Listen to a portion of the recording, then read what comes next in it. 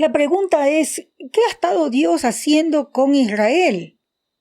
¿Se ha olvidado de ellos? ¿Ha abierto la puerta para los que no judíos que creen en Jesús sean parte de su pueblo? Entonces aquí, ¿qué está pasando? ¿Es Dios fiel con los judíos? Acompáñeme. Vamos a examinar Romanos 11, desde el 6 hasta el 15.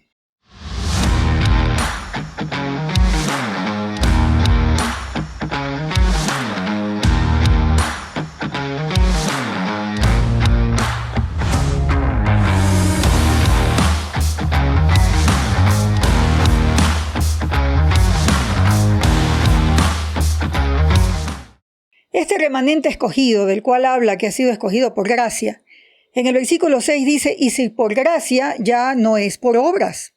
De otra manera la gracia ya no es gracia. Y si por obra ya no es gracia. De otra manera la obra ya no es obra. Bueno, aquí lo que está enfatizando el apóstol Pablo es que este remanente que conoce al Señor, judíos que conocen a Cristo, que son los primeros apóstoles, los primeros discípulos, incluye al apóstol Pablo, son escogidos no por su trasfondo étnico, sino por gracia de Dios. Versículo 7. ¿Qué pues? Lo que buscaba Israel no lo ha alcanzado, pero los escogidos sí lo han alcanzado y los demás fueron endurecidos. Como está escrito, Dios les dio espíritu de estupor, ojos que no vean y oídos que no oigan hasta el día de hoy. Estos escogidos de los que habla son aquellos, digamos, judíos que alcanzaron la misericordia de Dios, es decir, creer en Jesús, recibir la revelación de que Jesucristo es el Mesías, y eso es por gracia. Y antes habíamos visto que Israel buscaba que su identidad de pueblo de Dios se base en seguir la Torá. Pero lo ha explicado antes el apóstol Pablo, que la finalidad de la Torá, de la ley, es Jesús. En él se cumple el propósito de la Torá. Entonces, los demás, los que no son este remanente escogido, fueron endurecidos.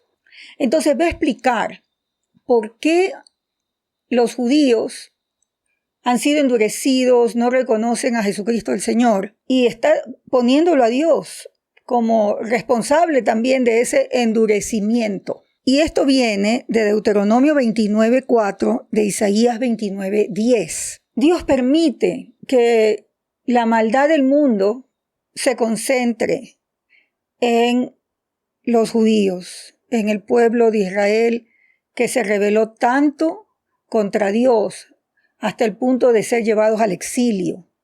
Estamos hablando de la historia en el Antiguo Testamento, Primera de Reyes, Segunda de Reyes, Primera de Crónicas, Segunda de Crónicas.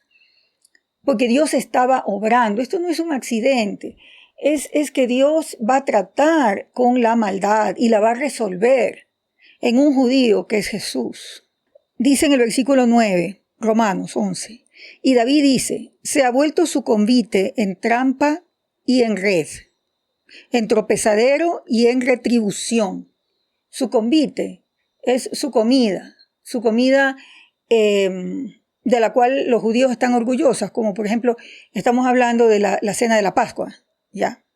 Que su comida sea como un tropezadero, ¿no? Lo sigue diciendo en el 10, se han oscurecido sus ojos para que no vean y agóbiales la espalda para siempre.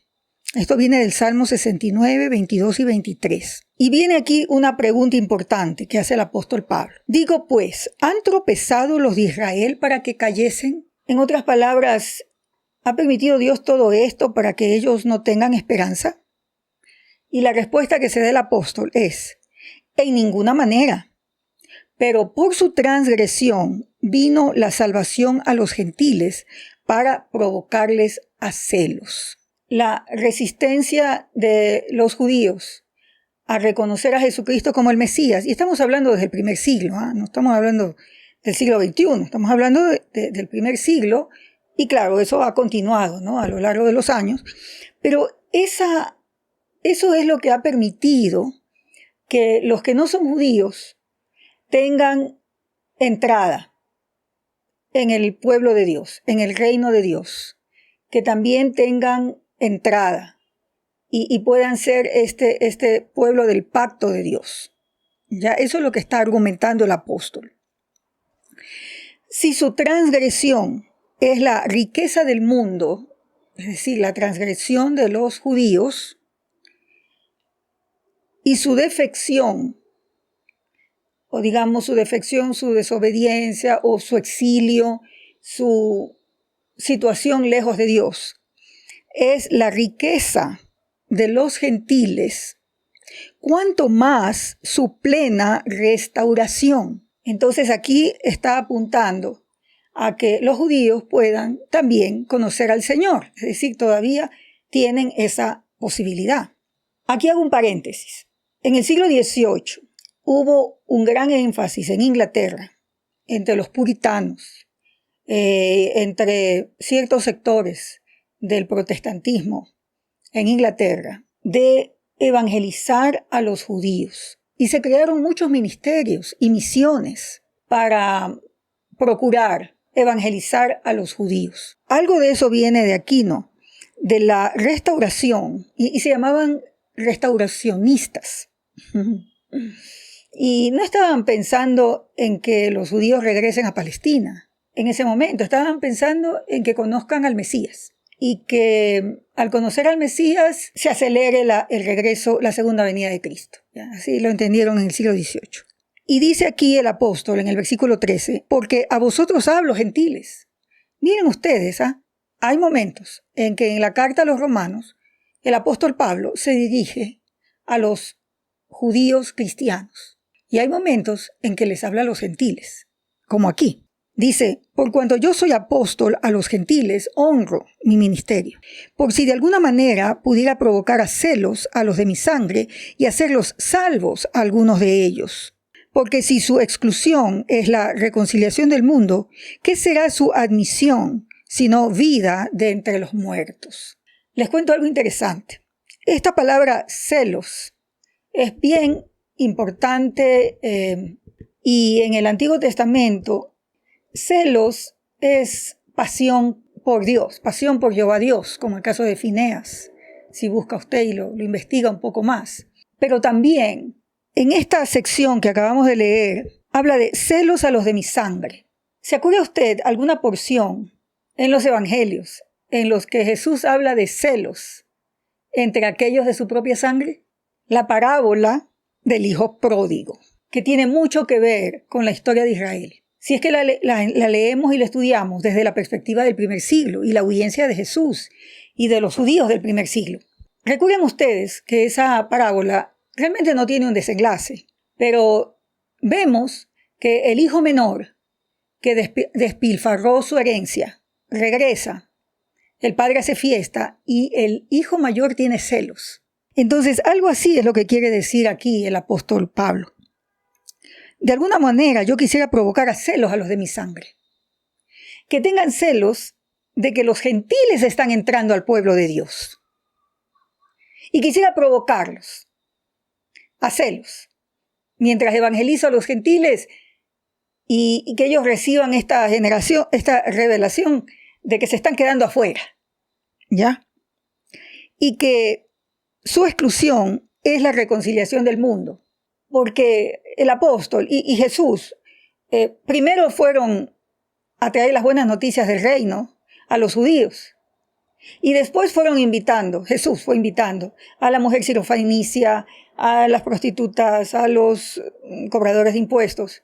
El apóstol Pablo empieza asimismo su ministerio, siempre va primero a la sinagoga, primero a los judíos y después sigue a los gentiles, ¿no? Entonces, la exclusión de los judíos, el hecho de que no crean, es reconciliación del mundo porque le da la oportunidad al resto, a los que no son judíos, para recibir las buenas noticias de Jesucristo, de que Jesucristo es el Rey, el Señor, Dios encarnado. El endurecimiento de los judíos, por lo tanto, es esa oportunidad para los que no son judíos. Y su admisión, es decir, judíos que conozcan al Señor, es vida de entre los muertos. Vida de entre los muertos es resurrección. Ya, eso lo entendemos, nos parece lógico. Pero también el término resurrección tiene muchos ecos en la cosmovisión judía del primer siglo, donde la resurrección es la vindicación del pueblo de Dios, es que salgan del exilio, vengan al pueblo de Dios, reciban el Espíritu Santo, en fin, esos son los ecos que encontramos en Hechos, por ejemplo, capítulo 2, 3, ¿ya? Y vamos a seguir mirando esto. Esos ecos los tenemos que tener detrás de nuestra cabecita para ver que lo que el apóstol está explicando, está diciendo, es maravilloso. La carta a los romanos no solo que es palabra inspirada por Dios, es una obra maestra de la literatura, de la teología, de la historia, de la filosofía. Y va a continuar el argumento para que gentiles entiendan que los judíos ocupan un lugar importante en el corazón de Dios. ¿Ya? Más adelante va a ser muy claro que el único camino es Jesucristo. No hay un plan paralelo para los judíos sin Cristo, solo por su condición étnica. El camino es Cristo. Sigan leyendo conmigo. Espero que lo encuentren interesante. Comparte este estudio con otros.